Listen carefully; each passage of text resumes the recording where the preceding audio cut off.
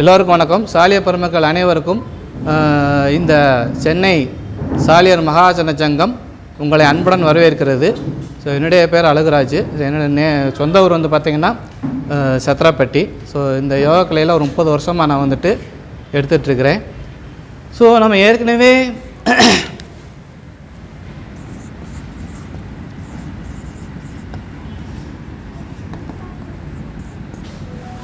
யோகத்தில் வந்து பார்த்திங்கன்னா இந்த 3 இணைந்தது தான் யோகம்னு சொல்கிறாங்க.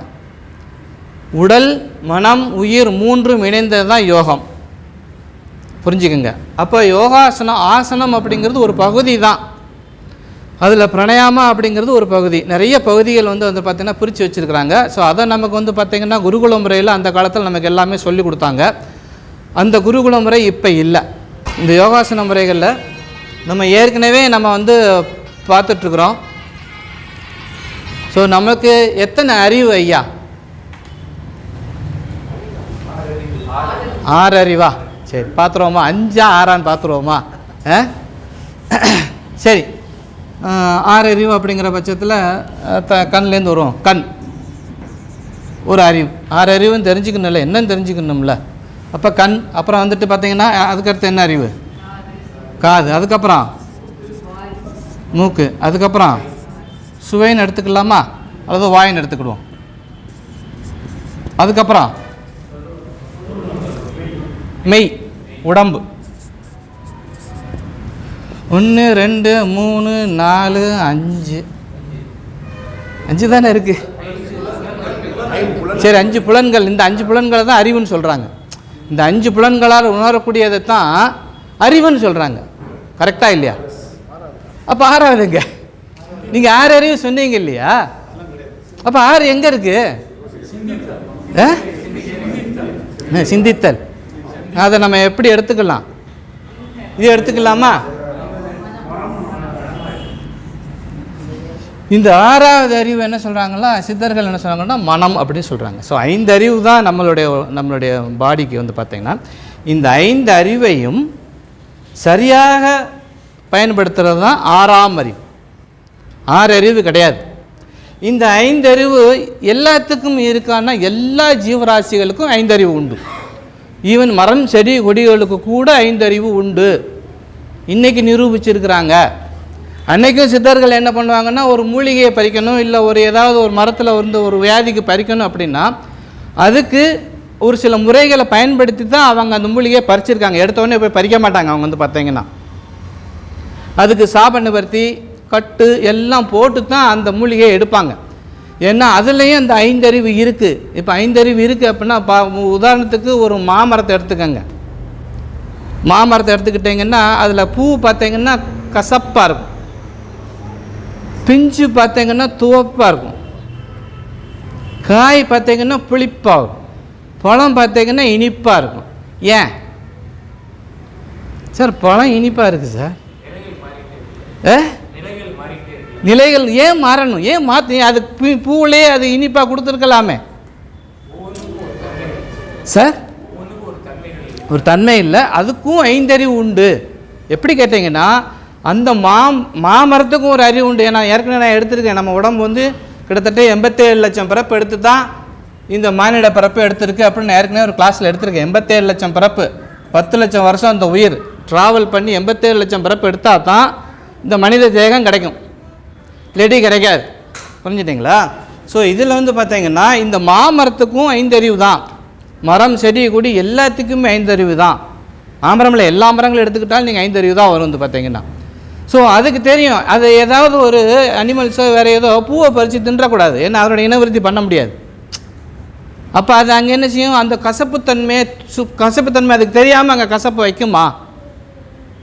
கசப்பு சுவை தெரியாமல் அது கசப்பு வைக்குமா சார்? பூவில் வந்து வைக்காது. பிஞ்சு வந்து பார்த்தோன்னா துவர்ப்பாக இருக்கும். துவர்ப்பு தன்மை தெரியாமல் அது துவர்ப்பை கொண்டு போய் அந்த காயில் கொண்டு போய் வைக்குமா? வைக்காது. ஏன்னா அதுக்கு அறிவு இருக்குது. ஏன்னா அந்த பிஞ்சை யாரும் சாப்பிடக்கூடாது, அது இனவிருத்தி பண்ண முடியாது. புரிஞ்சுட்டிங்களா? அது துப்பிடும். அப்போ எந்த பிஞ்சையும் எந்த ஒரு ஜீவராசிகளும் அதை தொடாது. அடுத்தபடியாக வந்து பார்த்திங்கன்னா காய் புளிப்பாக இருக்கும், அதையும் தொடக்கூடாது. ஏன்னா அந்த விதை வருவதற்கு பக்குவம் அது இன்னும் வரலை. வரலை. அப்போ என்ன செய்யும், ஏதாவது ஒரு மிருகங்கள் புளிப்பாக இருக்குன்னா வேறு எந்த காயும் தொடாது. புரிஞ்சுக்குங்க. அதுக்கடுத்த பார்த்திங்கன்னா பழம் இனிப்பாக இருக்கும். என்ன செய்யும், இதால் நடந்து போய் அந்த கொட்டையை போய் விதைக்க முடியாது. அப்போ உங்கள் டேஸ்ட்டு தெரிஞ்சு தான் அது இனிப்பு சுவை அங்கே கொண்டு போய் வைக்கிது. புரிஞ்சுக்குங்க. அப்போ இனிப்பாக இருந்துச்சுன்னா பறிப்பான், சாப்பிடுவான், எடுத்து கொண்டு போய் சாப்பிடுவாங்க, எங்கேயாவது கொண்டு போடுவாங்க. தன் இனவிருத்திக்காக 5 சுவை, இந்த 5 அறிவும் எல்லா ஜீவராசிகளுக்கு உண்டு. நான் சொல்லலை, சித்தர்கள் சொல்கிறாங்க. ஒரு உயிர் அப்படின்னு எடுத்துக்கிட்டிங்கன்னா 5 அறிவு. இந்த 5 அறிவுக்குள்ளது பார்த்தீங்கன்னா இப்போ 5 பூதங்கள் சொல்கிறீங்கல்ல, இந்த 5 பூதத்தில் தான் இந்த 5 அறிவும் இயங்குது.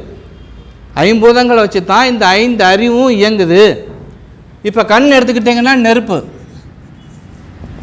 நெருப்பு நெருப்பு அப்படிங்கிற பூதத்தில் தான் நம்மளுடைய கண்கள், ஒளி இருக்குது பார்த்தீங்களா, ஒளி இருந்தால் தான் இந்த கண்கள் பார்க்க முடியும். காது அப்படின்னு பார்த்தீங்கன்னா ஆகாயம் சொல்கிறாங்க. இன்றைக்கும் வந்து பார்த்திங்கன்னா சயின்ஸ் வந்து இந்த காதை பற்றி இன்னும் ரிசர்ச் பண்ணிக்கிட்டே தான் இருக்கிறாங்க. என்ன செய்யுது ஏது செய்யுன்னு கூட தெரியல. நம்ம நினச்சிட்ருக்கோம் இது காது மட்டும் கேட்டுட்ருக்கு அப்படின்னு. ஒரு மனுஷன் நிலையாக நிற்கிறதுக்கும் காது வேலை செய்யணும். காக்லியர் அப்படிங்கிற உள்ள ஒரு இது பார்த்திங்கன்னா அது வேலை செய்யணும். இல்லாட்டி கீழே வந்துடும். ஐயா டாக்டர் ஐயா அங்கே இருக்காரு. புரிஞ்சுக்கோங்க. அப்போ காது வந்து ஆகாயத்தோட தொடர்பு கொண்டது, மூக்கு நிலத்தோட தொடர்பு கொண்டது. அதாவது வாசனை எங்கே வரும்னா, ஒரு ஒரு ஒரு ஒரு பொருள் இந்த பூமியில் வந்து விழுந்தாதான், விழுந்து இந்த பூமி சத்தை எடுத்தால் தான் அதுக்கு வாசனைன்னு வரும். இப்போ நீரே எடுத்துக்கோங்க, இந்த பூமியில் எங்கேயாவது விழுந்து இதில் உள்ளதை ஒரு ஒரு கெமிக்கலில் உணவு புரிஞ்சால் தான் அந்த நீருக்கே வாசனை, இல்லாட்டி நீர் வாசனை கிடையாது. அதுக்கடுத்து பார்த்தீங்கன்னா சுவை, வாய்க்கு எடுத்துக்கோங்க, இது வந்து நீர். உடல் எடுத்துக்கிட்டிங்கன்னா காற்று வராது. சொல்கிறேன், வரேன் சரிங்களா. ஸோ உடல் வந்துட்டு ஸ்பரிசம். இந்த ஸ்பரிசத்துக்கு வந்துட்டு பார்த்திங்கன்னா நான் ஏற்கனவே வியான வாயுன்னு ஒரு வாயு எடுத்திருப்பேன். வாயுக்கள் எடுக்கும்பொழுது வியான வாயுன்னு சொல்லிட்டு, இந்த வியான வாயு உடம்பு முழுவதும் பரவலை அப்படின்னா, உடலில் சுற்றிக்கிட்டே வரக்கூடிய அந்த வாயு இல்லை அப்படின்னா உங்களுக்கு ஸ்பரிசத்தை உணர முடியாது. புரிஞ்சுக்குங்க. ஸோ இப்போ கண் எடுத்துக்கிட்டீங்க அப்படின்னா நெருப்பு, ஒளி. இப்போ ஒளி நீங்கள் எவ்வளோ நீங்கள் வெளிச்சம் இருந்தால் தான் நீங்கள் எந்த பொருளையும் நீங்கள் பார்க்க முடியும், இல்லாட்டி பார்க்க முடியாது. ஸோ இந்த கண், காது, மூக்கு, வாயு, ஸ்பரிசத்தை சைவத்தில் என்ன சொல்லுவாங்கன்னா இதை கருவிகள், கரணங்கள் சொல்லுவாங்க. இது எல்லாமே வந்துட்டு கருவிகள். யாரோட கருவி? இப்போ நம்ம ஒரு மோட்டார் வாகனம் இயக்குறோம் அப்படின்னா அந்த மோட்டார் வாகனத்துக்கு ஒரு இயக்குறதுக்கு ஒரு ஆள் வேணும், அதுவே போகாது. இன்றைக்கி ரிமோட் வந்தாலும் ரிமோட் அப்படிங்கிற கருவி இருந்தால் தான் அது இயங்கும், இல்லாட்டி இயங்காது. புரிஞ்சுக்கோங்க. அப்போ இந்த கரணம், இந்த கருவியை வந்து இயக்க ஒரு பொருள் வேணும். புரிஞ்சுட்டிங்களா? அந்த பொருள் இது உயிர்.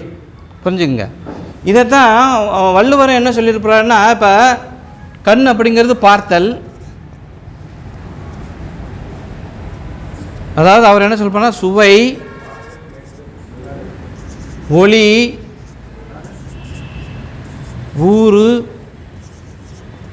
ஓசை, நாற்றம். சுவை, ஒளி, ஊறு, ஓசை, நாற்றம் வகையென அறிவான் கற்கே உலகு அப்படிம்பாரு. இதை யார் இந்த 5 அறிவையும் சரியாக யூஸ் பண்ணுறானோ அவனுக்கு தான் இந்த உலகம் அப்படிங்கிறார். வள்ளுவரும் அதை தான் சொல்லியிருக்காரு, சிவஞானம் சொல்லியிருக்காரு. எல்லா ஞானிகளுக்கு எல்லாமே ஒரே இந்த ட்ராக் தான். புரிஞ்சுக்குங்க. அப்போ இந்த கண் அப்படிங்கிறதுக்கு வந்து பார்த்திங்கன்னா 7 நிறம் இருக்கா, அறிவு எத்தனை பிரியுது பாருங்கள். ஒரு அறிவு தான் நம்ம கண்ணில் பார்க்குறது தான். இந்த இது எல்லாமே கருவிகள் தான். இது எல்லாமே சிறப்பு கருவின்னு சொல்கிறாங்க. இந்த கண், காது அது எல்லாமே வந்து பார்த்திங்கன்னா ஒரு சிறப்பு கருவி தான். இது இப்போ இந்த கண்ணில் இருக்குது அப்படின்னா இது நம்ம இது ஒரு கருவி தான். ஆனால் நம்ம பார்க்குறது எதால் பார்க்குறோம்? மூளையால் தான் பார்க்குறோம். திரும்பி இது ஒரு கருவி மட்டுமே. இந்த கருவி மட்டும்தான். இந்த கருவி என்னென்னலாம் பார்க்குதோ அதெல்லாம் இது எங்கே அனுப்புது? மூளைக்கு தான் அனுப்புது. இது நிறம் என்ன நிறம்னு எது சொல்லணும்? கண்ணுக்கு தெரியாது, மூளை தான் தெரியும். இது சிகப்பு, இது கருப்பு, இது எல்லாமே இது மூளை சொல்லி தான் அது வந்து தெரிய வரும். புரிஞ்சுக்குங்க.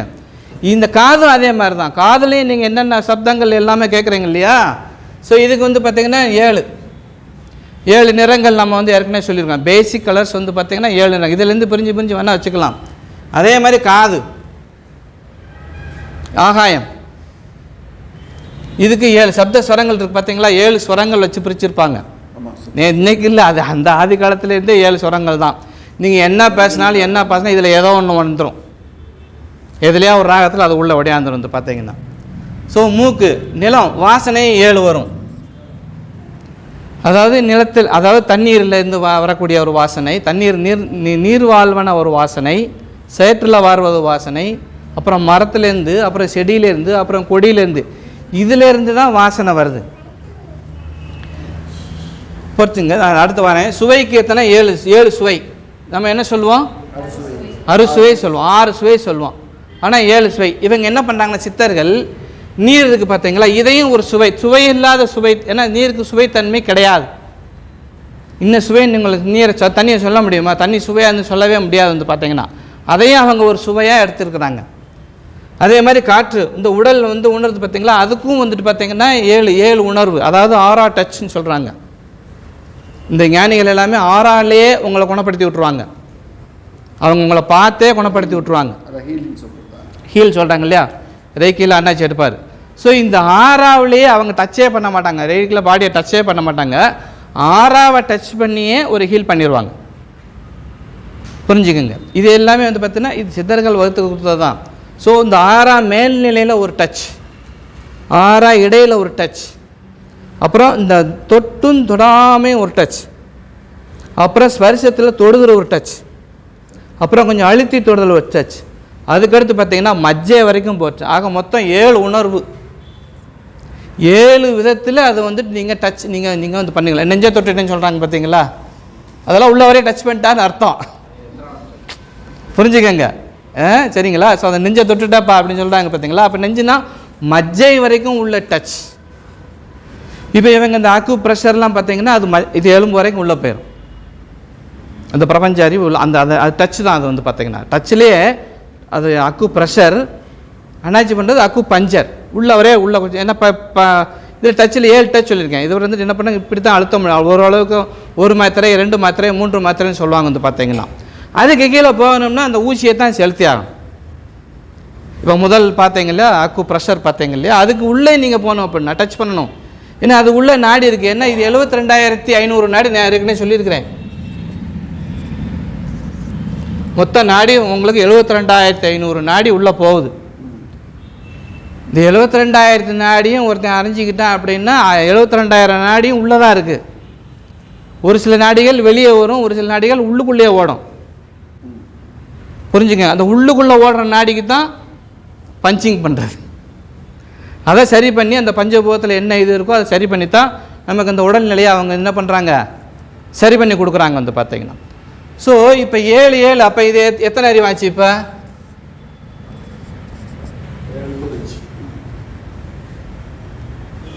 இது இப்போ நம்ம முதல் 5 அறிவுன்னு பார்த்தோம். இந்த 5 அறிவுக்குள்ளே உட்பிரிவு வந்து பார்த்தீங்கன்னா ஒவ்வொன்றிலையும் 7 அறிவாக அவங்க பிரித்து வச்சுருக்கிறாங்க. ஆக மொத்தம் நமக்கு 35 அறிவு. புரிஞ்சுக்கங்க, 35 அறிவு. இந்த 35 அறிவில் இந்த 5 அறிவை மட்டும் பேஸாக எடுத்துருக்குறாங்க. இந்த மெடிடேஷன்ஸ், தியானம் இதெல்லாம் பண்ணுறாங்க பார்த்தீங்களா. ஸோ இதில் எல்லாமே இந்த 5 அறிவுக்கும் மெடிடேஷன்ஸ் உண்டு. சும்மா நீங்கள் சாதாரண இப்போ உட்காருறதுல கிடையாது வந்து பார்த்தீங்கன்னா, கண்ணை மூடி உட்காருற மெடிடேஷன் கிடையவே கிடையாது.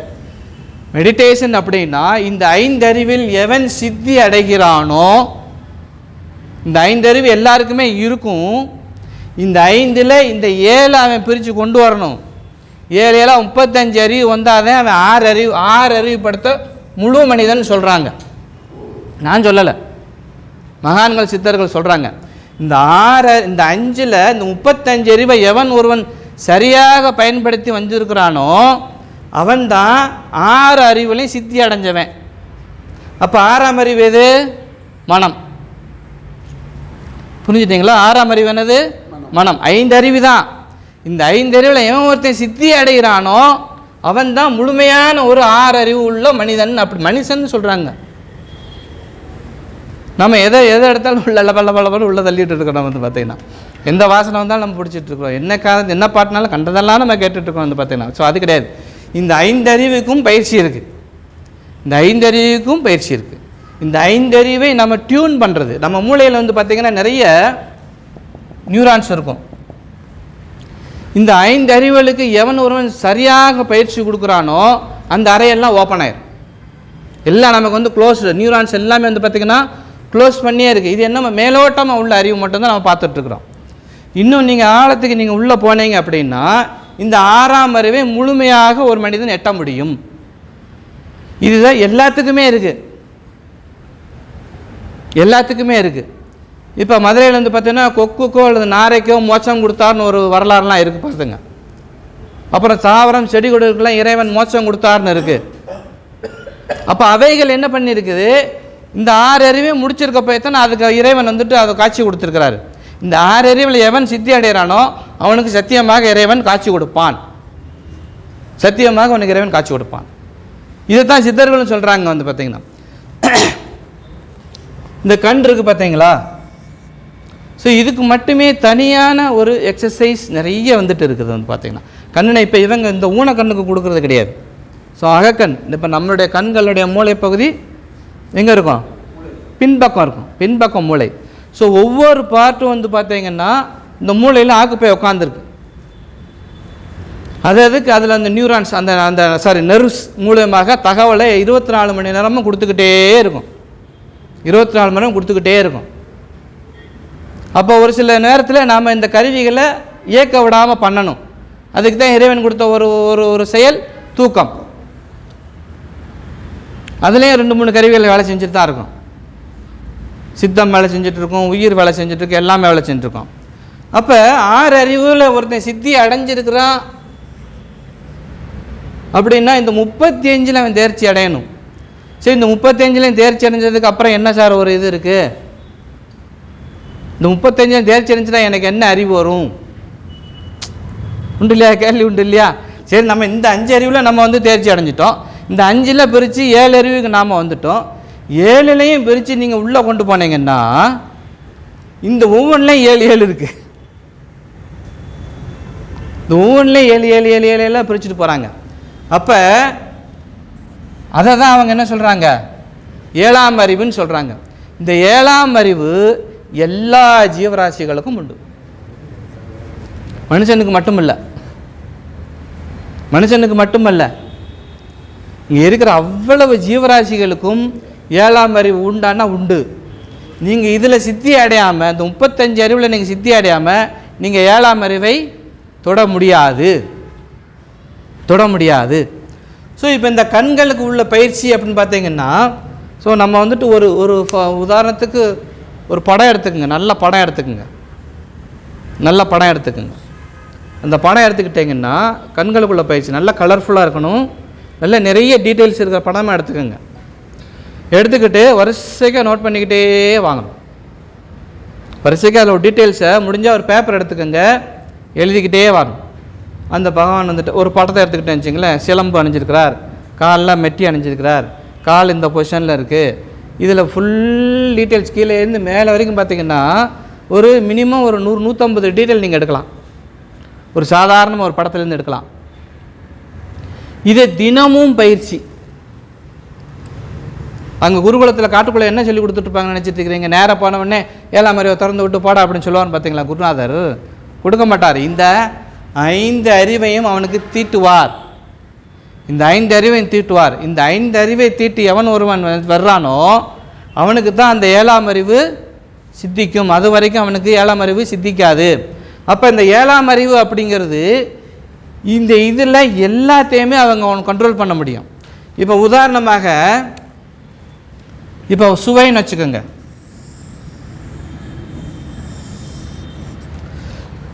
இந்த சுவை நாக்க நல்லா துணியை வச்சு தொடச்சிட்டு மிளகா அப்படியே ஒரு ஸ்பூன் வைங்க, ஒரு ஸ்பூன் வைங்க, தெரியாது, டேஸ்ட் தெரியாது சார். திருப்பி சொல்கிறேன், நல்ல நாக்கு அழுத்தி வீட்டை போய் டெஸ்ட் பண்ணி பாருங்க.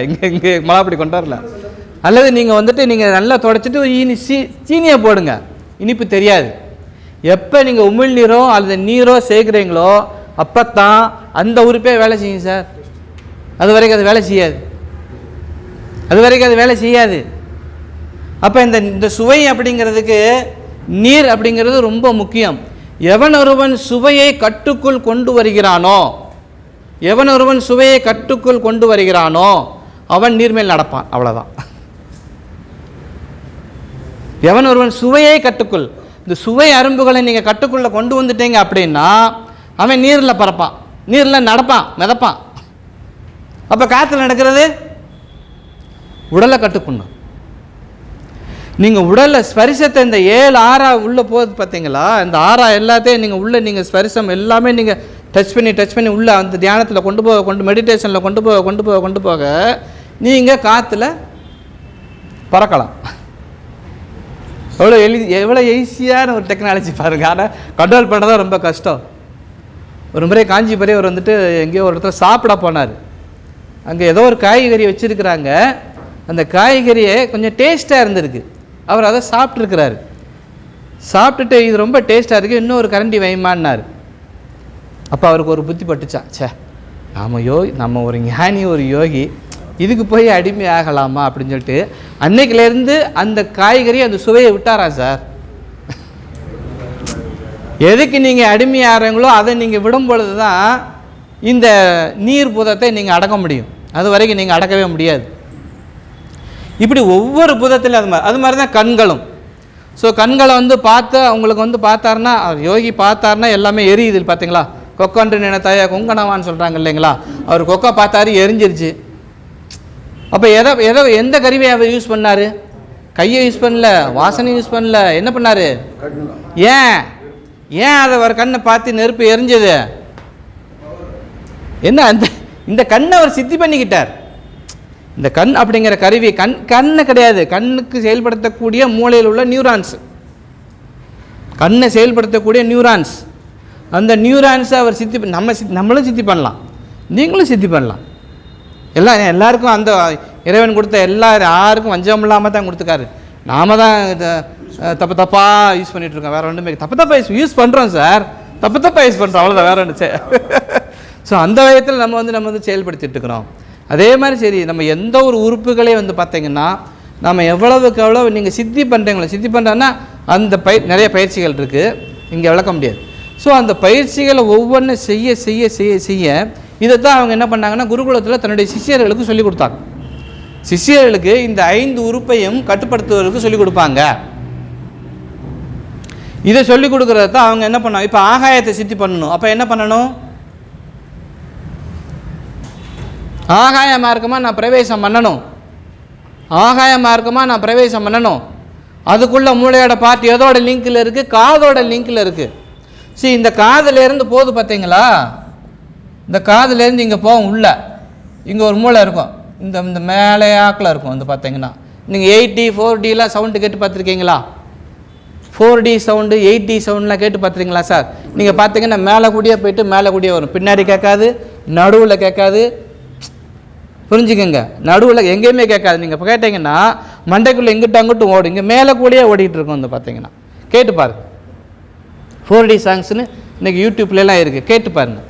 அப்போ இந்த கேட்டல் அப்படிங்கிறது இப்போ நாம் என்ன செய்யணும்னா இந்த காது கருவி மூலியமாக கேட்குற சவுண்டை மட்டும்தான் நம்ம என்ன பண்ணிகிட்ருக்குறோம், இன்றைக்கி நம்ம அனுபவிச்சுட்ருக்குறோம்.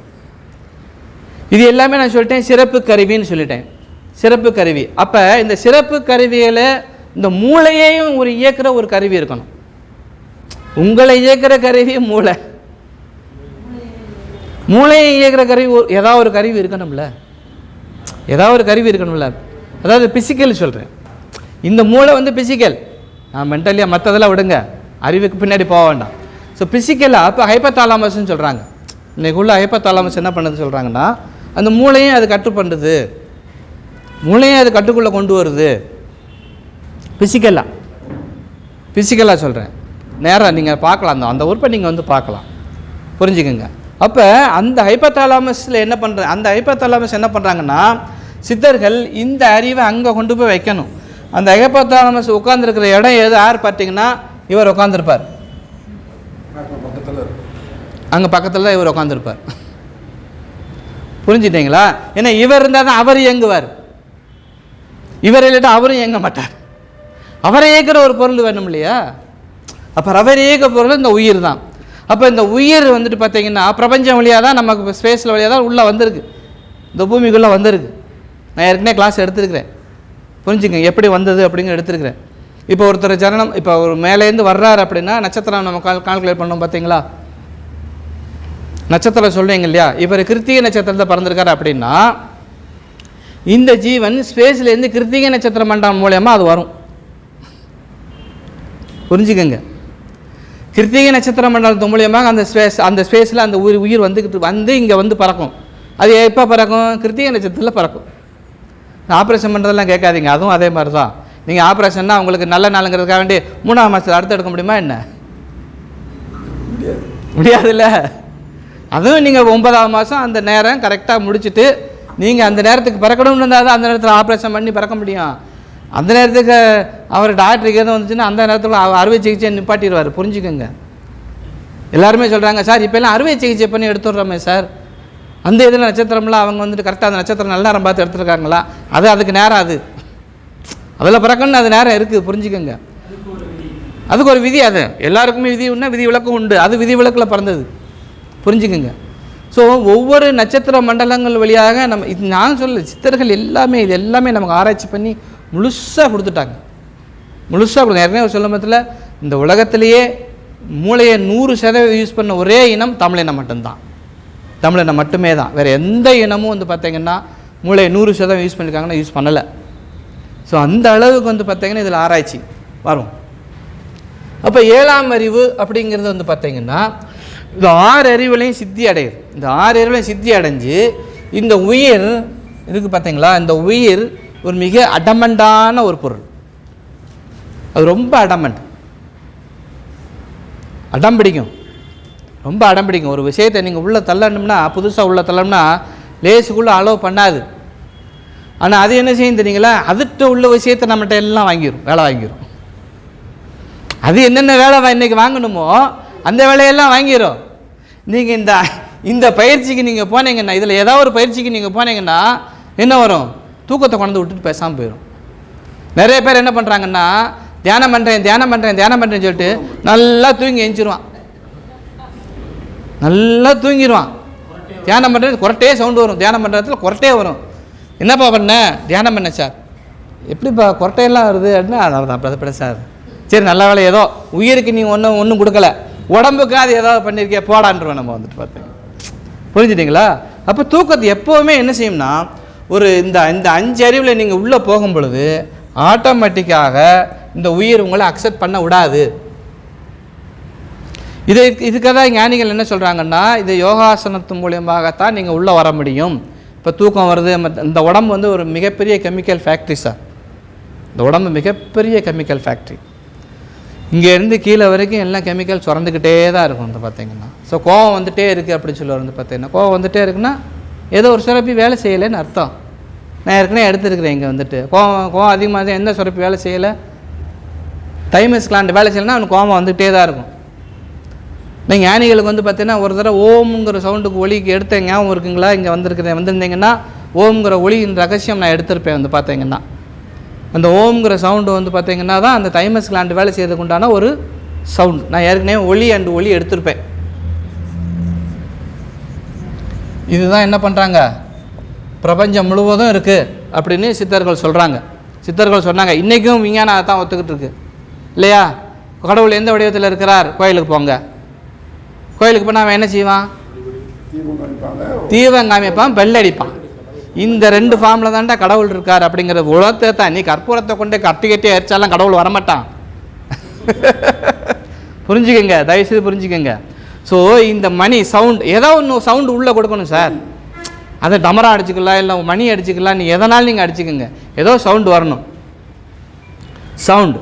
அப்புறம் வந்து பார்த்தீங்கன்னா தீபார்த்தனை ஒளியை லைட்டாக காமிப்பான். வந்து பார்த்தீங்கன்னா அதில் டிஃப்ரெண்ட் வெரைட்டிஸ் எல்லாம் காமிப்பாங்க. வந்து பார்த்தீங்கன்னா 1, 2, 5 ஒரு பெரிய கோபுரம் மாதிரிலாம் காமிச்சிட்ருப்பாங்க.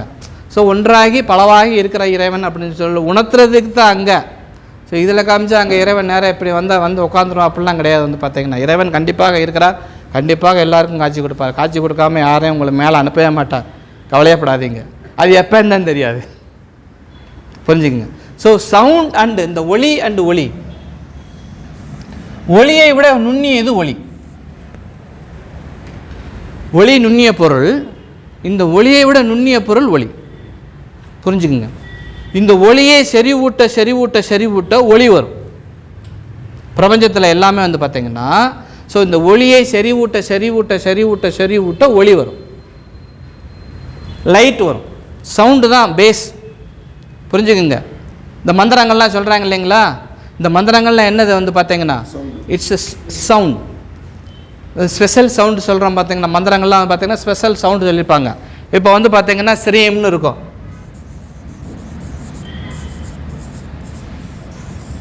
துட்டு நிறையா வரணும், ஸ்ரீம்ங்கிற மந்திரத்தை சொல்லுங்கள் அப்படிம்பாங்க. ஏன்னா இந்த ஃபார்மில் தான் செல்வம் அப்படிங்கிற எல்லாத்தையும் அவங்க கணிச்சு வச்சுருக்கிறாங்க. எந்தெந்த ஒளியில் எந்தெந்த இது வரும் அப்படிங்கிறத அவங்க கணிச்சு வச்சுருக்கிறாங்க. புரிஞ்சுக்கோங்க. சவுண்டு தான் அல்டிமேட்டு, மந்திராஸ் தான் அல்டிமேட். எல்லாத்துலேயும் வந்து பார்த்தா எல்லாம் நீங்கள் கிறிஸ்தவளாக எடுத்துக்கோங்க, இல்லை முஸ்லீமாக எடுத்துக்கோங்க, எங்கே போனாலும் பாருங்கள், சத்தம் கொடுக்காமல் எவனா வேலை ப்ரேயர் பண்ணுறானா, சவுண்டு கொடுக்காமல் ஏதாவது ப்ரே பண்ணுறாங்களா? ப்ரே இருக்காது, ப்ரே கண்டிப்பாக இருக்காது. அதே இதில் நம்ம இந்துக்குள்ளேயும் அதே மாதிரி தான், சப்தம் இல்லாமல் அது வந்து இருக்கவே இருக்காது. இன்னும் சவுண்டு தான் நமக்கு ரொம்ப முக்கியம். இந்த சப்தத்திலேருந்து தான் ஒளி வருது, ஒளியிலேருந்து தான் பிராணாக்கள் சொல்லக்கூடிய காற்றுல இருக்கக்கூடிய நிறைய பிராணாக்கள் பொருள் உருவாகும். நீங்கள் காலையில் போங்க, எம்டி ஸ்பேஸாக இருக்கணும். பிராணாவை பார்க்க சொல்கிறேன், எம்டி ஸ்பேஸாக இருக்கணும். எம்டி ஸ்பேஸில் உத்து பார்த்துக்கிட்டே இருங்க. ஒரு வெள்ளி மீன் மாதிரி ஆஞ்சிக்கிட்டே இருக்கும், பார்த்துருக்கீங்களா? பாருங்கள், நாளைக்கு போய் பாருங்கள். நீங்கள் உத்து பார்த்துக்கிட்டே இருந்தீங்கன்னா ஒரு வெள்ளி மீன் மாதிரி ஆஞ்சிக்கிட்டே இருக்கும். வந்து பார்த்தீங்கன்னா நீங்கள் எம்டி, சூரியன் இந்த பக்கம் இருந்தால் ஆப்போசிட் சைடில் பாருங்கள். சூரியன் பக்கம் பார்க்காதீங்க, கண்ணு கூசும். ஆப்போசிட் சைடில் பார்த்தீங்க அப்படின்னா நீங்கள் உத்து பார்த்துக்கிட்டே இருந்தீங்கன்னா ஒரு குட்டி ஆஞ்சிக்கிட்டே இருக்கும். வந்து பார்த்தீங்கன்னா இதுதான் பிரபஞ்சம் முழுவதும் இருக்குது. இந்த பிராணாவை எவன் ஒருவன் இந்த 5 அறிவுக்குள் கட்டுக்குள் கொண்டு வருகிறானோ, இந்த 5 அறிவில் கட்டுக்குள் கொண்டு வருகிறானோ அவன்தான் 6ஆம் அறிவை முழுமை பெற்றவன் சொல்கிறான். இந்த கண்ணை வச்சு அந்த பிராணாவை சித்தி பண்ணிட்டார் அப்படின்னா, இப்போ ஒரு ஞானி நிற்கிறார் அப்படின்னா இந்த பிராணாவை கூட்டி மழை வர வச்சுருவார், மழை வர வச்சுருவார். ஏன்னா இந்த பிராணா தான் எல்லா பஞ்சபூத கலவையில், எல்லா பூத கலவையில் அந்த பிராணா தான் இருக்குது. மழை வர வைக்கிறதுனா அவர் பெருசாக ஒன்றும் கிடையாது, பெரிய செயலாம் கிடையாது. இந்த பிராணாவை நீங்கள் கண்ணில் நீங்கள் கண்ட்ரோல் பண்ணிட்டீங்கன்னா, இந்த கண் அப்படிங்கிற அந்த மூளை, அந்த மூளையின பார்ட், மூளைனா அந்த மூளையில் அந்த எந்த பகுதிகள் இயங்குதோ அதில் உள்ள நியூரான்ஸ், நீங்கள் மேலோட்டமாக யூஸ் பண்ணுறீங்க அந்த நியூரான்ஸை. புரிஞ்சுக்கோங்க, நியூரான்ஸ் இந்த மண்டலம் இருந்ததுன்னா நீங்கள் மேலோட்டமாக மட்டும்தான் உள்ள யூஸ் பண்ணுறீங்க. இந்த கண் இது வழியாக தான் பார்த்துட்டு இருக்குது. புரிஞ்சுக்குங்க, 2 கண் இது வழியாக தான் பார்த்துட்டு இருக்கு. இதுக்கு உள்ள நியூரான்ஸ் இருக்கும், மூளைக்கு உள்ள நியூரான்ஸ் இருக்கும். அந்த நியூரான்ஸ் நம்ம ஆக்டிவேட் பண்ணிட்டீங்கன்னா கண்ணை மூடிக்கிட்டே நீங்கள் பார்க்கலாம், கண்ணை மூடிக்கிட்டே எல்லா விஷயங்களும் நீங்கள் பார்க்கலாம், எல்லா விஷயங்களும் கேட்கலாம். ஏது மூலியமாக? ஹைபோதாலமஸ். ஹைபோதாலமஸ் இது எல்லாமே இது உள்ளே போயிட்டீங்க அப்படின்னா ஹைபோதாலமஸ் ஆக்டிவேட் ஆயிரும்.